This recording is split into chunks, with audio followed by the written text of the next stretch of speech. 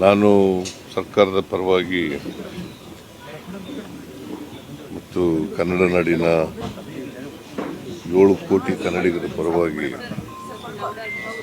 ಭರತ್ ಭೂಷಣ್ ಅವರಿಗೆ ಶ್ರದ್ಧಾಂಜಲಿಯನ್ನು ಅರ್ಪಿಸಲಿಕ್ಕೆ ಬಯಸ್ತಾ ಇದ್ದೇನೆ.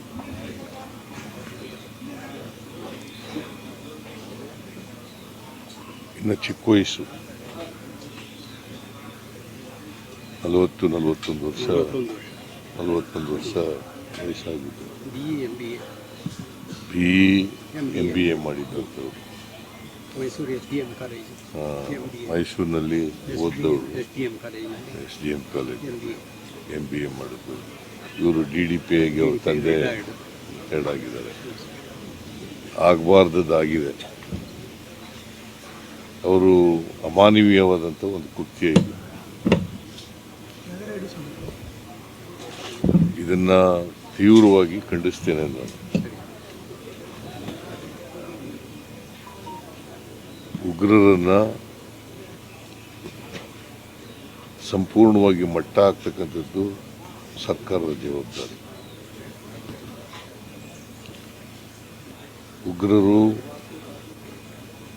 ಉಗ್ರರ ಚಟುವಟಿಕೆಗಳು ನಮ್ಮ ದೇಶದಲ್ಲಿ ಇರಬಾರ್ದು.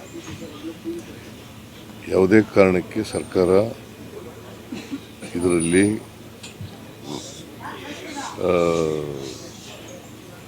ರಿಯಾಯಿತಿಯನ್ನು ತೋರಿಸ್ತಕ್ಕಂಥ ಕೆಲಸವನ್ನು ಮಾಡಬಾರ್ದು. ಕೇಂದ್ರ ಸರ್ಕಾರದ ಜೊತೆ ನಾವೆಲ್ಲ ಇದ್ದೀವಿ.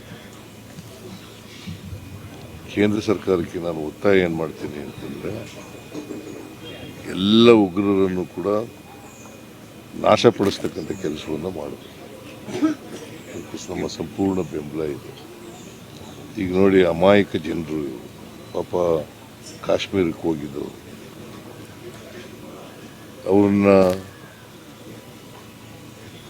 ಹಾಡು ಹಗಲೇ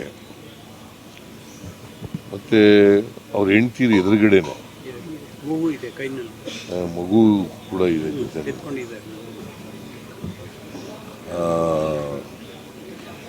ಶೂಟ್ ಮಾಡೋದಿದೆಯಲ್ಲ, ಅದಕ್ಕಿಂತ ಹೇಯ ಕೃತ್ಯ, ಮನುಷ್ಯತ್ವ ಇಲ್ಲದೆ ಇರತಕ್ಕಂಥ ಕೃತ್ಯ ಇನ್ನೊಂದಿಲ್ಲ. ಈ ಕೃತ್ಯವನ್ನು ನಾನು ಖಂಡಿಸಲಿಕ್ಕೆ ಬಯಸ್ತಾ ಇದ್ದೇನೆ. ಜೊತೆಗೆ ಯಾಕಂದರೆ ಅದೇ ಜಿಲ್ಲೆಯಲ್ಲಿ ಪುಲ್ವಾಮಾ ಇನ್ಸಿಡೆಂಟ್ ಆಗಿತ್ತು. ಪುಲ್ವಾಮಾ ಇನ್ಸಿಡೆಂಟ್ ಆಗಿತ್ತು. ಅದರಲ್ಲಿ ಸುಮಾರು 40 ಜನ ಸೈನಿಕರು ಸತ್ತಿದ್ರು ಈ ಉಗ್ರರ ದಾಳಿಗೆ. ಮತ್ತೆ ಅಲ್ಲೇ ಮರುಕಳಿಸಿದೆ. ಇನ್ನೊಂದು ಸಾರಿ ಮರುಕಳಿಸ್ತೇನೆ ಅಂತ ನೋಡ್ಕೋಬೇಕು. ಅವ್ರು ಎಲ್ಲೇ ಇರಲಿ, ಉಗ್ರರು ಅವರನ್ನು ಪತ್ತೆ ಹಚ್ಚಿ ದೇಶದಲ್ಲೇ ಅವ್ರನ್ನ ಇರಬಾರ್ದು. ಅವರು ದೇಶದಲ್ಲಿ ನಮ್ಮ ದೇಶದಲ್ಲಿ ಇರಬಾರ್ದು. ಆ ರೀತಿಯಾದಂಥ ಕ್ರಮವನ್ನು ತಗೊಳ್ಬೇಕು ಅಂತೇಳಿ ಸರ್ಕಾರವನ್ನು ಒತ್ತಾಯ ಮಾಡ್ತೇನೆ. ಬಹುಶಃ ಎಲ್ಲೋ ಒಂದು ಕಡೆ ಇಂಟೆಲಿಜೆನ್ಸು ಅಲ್ಲಿ ಸರಿಯಾಗಿ ಕೆಲಸ ಮಾಡಿಲ್ಲ ಅಂತೇಳಿ ನನಗನ್ಸುತ್ತೆ. ಇದು ಇಂಟೆಲಿಜೆನ್ಸ್ ಫೇಲ್ಯೂರ್ ಕೂಡ ಇದೆ ಅಂತಕ್ಕಂಥದ್ದನ್ನು ಹೇಳಲಿಕ್ಕೆ ಬಯಸ್ತಾ ಇದ್ದೀನಿ. ನಮ್ಮ ಸರ್ಕಾರ ಈಗ 2 ಸತ್ತಿದ್ದಾರೆ. ಇನ್ನೊಬ್ಬರು ಆಂಧ್ರದವರು, ಅವರು ಇಲ್ಲೇ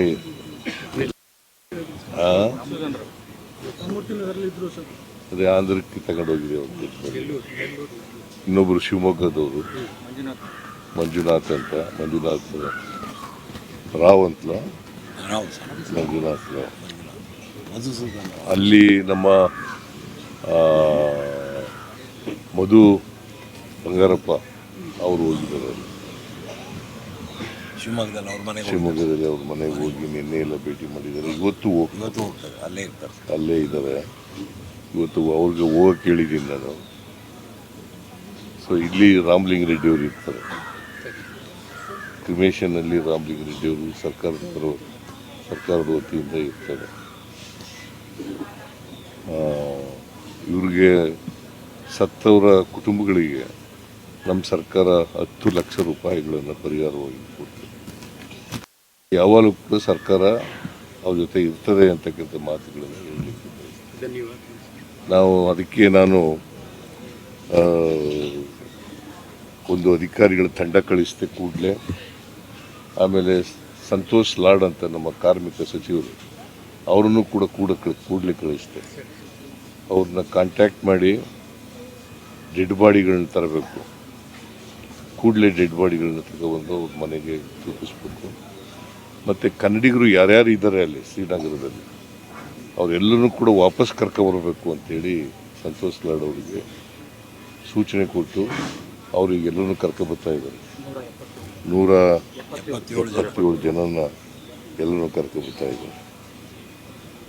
ಕನ್ನಡಿಗರು ಯಾರ್ಯಾರು ಇದ್ದಾರೆ ಅಲ್ಲಿ ಎಲ್ಲ ಕನ್ನಡಿಗರಿಗೂ ಕೂಡ ಕರ್ಕೊಬರ್ತಾ ಇದ್ರು. ಇದು ಸರ್ಕಾರದ ಜವಾಬ್ದಾರಿ, ಕರ್ತವ್ಯ. ಈ ಕೆಲಸವನ್ನು ನಾವು ಮಾಡಿದ್ದೇವೆ ಅಂತಕ್ಕಂಥ ಮಾತುಗಳನ್ನು ಹೇಳಲಿಕ್ಕೆ ಬಯಸ್ತೇನೆ. ಇದು ಇವ್ರಿಗೋಸ್ಕರ ಮಾಡಿರ್ತಕ್ಕಂಥ ಭೂಷಣ್ಗೋಸ್ಕರ, ಮಂಜುನಾಥ್ ರಾವ್ಗೋಸ್ಕರ ಅಲ್ಲ. ಸರ್ಕಾರ ಕರ್ತವ್ಯ, ಜವಾಬ್ದಾರಿ ಅಂತೇಳಿ ಮಾಡಿದ್ದೀವಿ. ಸೊ ಇದು ಮತ್ತೆ ಕೇಂದ್ರ ಸರ್ಕಾರ ಈಗ ಕೆಲವು ಕ್ರಮಗಳನ್ನು ತಗೊಂಡಿದೆ. ಮತ್ತು ಇನ್ನೊಂದು ಸಾರಿ ಈ ಉಗ್ರರ ಅಟ್ಟಹಾಸ ಮರುಕಳಿಸದಂತೆ ನೋಡ್ಕೊಳ್ತಕ್ಕಂಥದ್ದು ಅವರ ಜವಾಬ್ದಾರಿ. ನಾವೆಲ್ಲರೂ ಎಲ್ಲ ಸಹಾಯವನ್ನು, ಬೆಂಬಲವನ್ನು ಕೊಡ್ತೇವೆ.